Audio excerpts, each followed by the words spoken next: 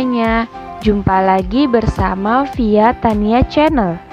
Kali ini Via Tania akan membahas keragaman buku fiksi dan non-fiksi pada bab 9 Bahasa Indonesia kelas 8. Jangan lupa siapkan alat tulisnya ya.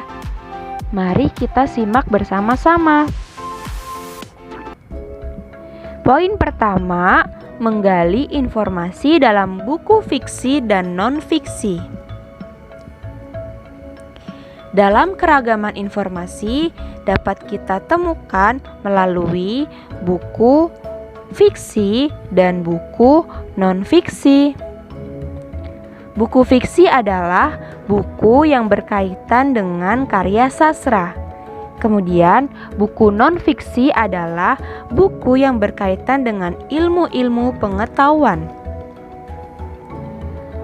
Nah, buku fiksi contohnya adalah buku kumpulan dongeng, buku cerpen, buku novel, buku puisi, dan naskah drama. Sedangkan buku non-fiksi contohnya buku pelajaran sekolah atau kuliah, buku ilmiah populer, dan biografi.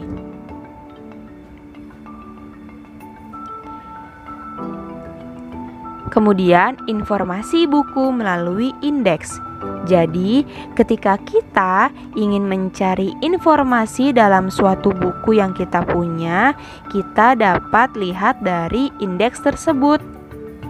Nah, indeks adalah daftar kata atau istilah penting yang terdapat dalam buku cetakan. Kemudian yang kedua, indeks biasanya terdapat pada halaman akhir dan tersusun menurut abjad. Kemudian, indeks juga berfungsi untuk memberikan informasi mengenai halaman tempat kata atau istilah dalam buku. Berikut adalah contoh indeks. Bisa kita lihat contoh indeks tersebut. Salah satunya adalah contoh kata alfabetis terdapat pada halaman 12 dan 33. Kemudian bait terdapat pada halaman 322 dan seterusnya. Perlu kita ingat, sesuai contoh di atas, indeks ditulis harus berurutan sesuai abjad. Selanjutnya, catatan tentang isi buku. Hal yang harus diperhatikan dalam mencatat informasi dalam buku, yang pertama, kita harus tentukan kata atau istilah yang hendak dicari penjelasan atau penggunaannya. Yang kedua, carilah halaman penggunaan kata atau istilah sesuai dengan yang tertera pada halaman indeksnya itu.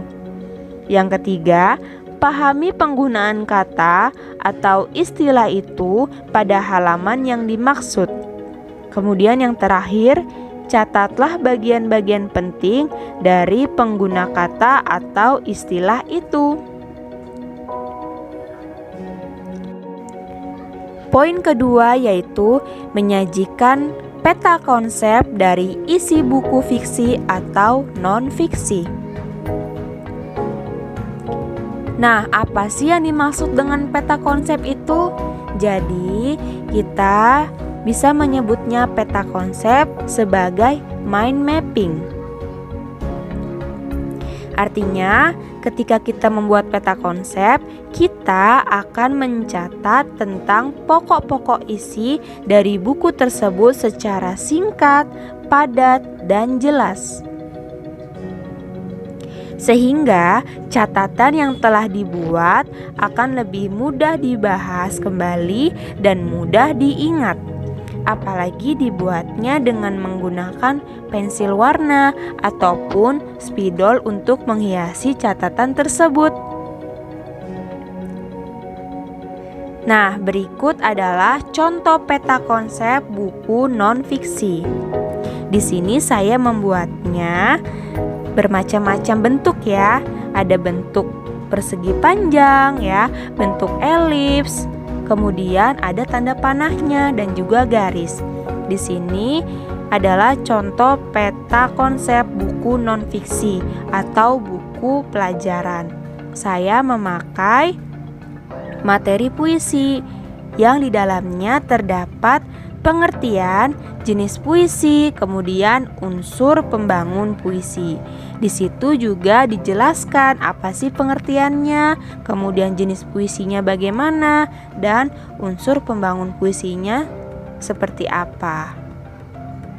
Kurang lebih seperti ini ya untuk pembuatan peta konsep.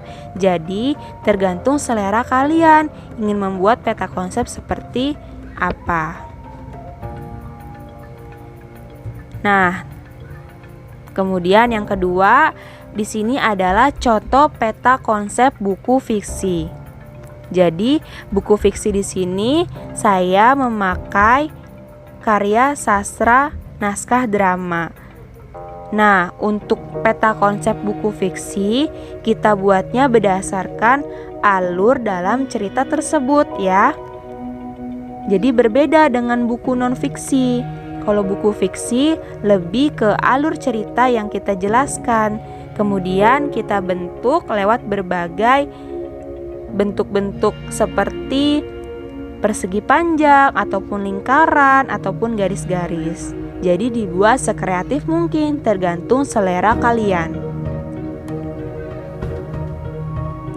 Nah, yang terakhir ada tugas untuk kalian. Sekarang silahkan ambil buku non-fiksi kalian ya. Boleh buku pelajaran sekolah. Bebas apa saja yang kalian inginkan. Kemudian catatlah informasi penting dari buku itu. Jangan lupa ditulis di buku latihan ya. Terima kasih. Semoga pembelajaran kali ini dapat bermanfaat untuk kita semua. Sampai jumpa di pertemuan selanjutnya.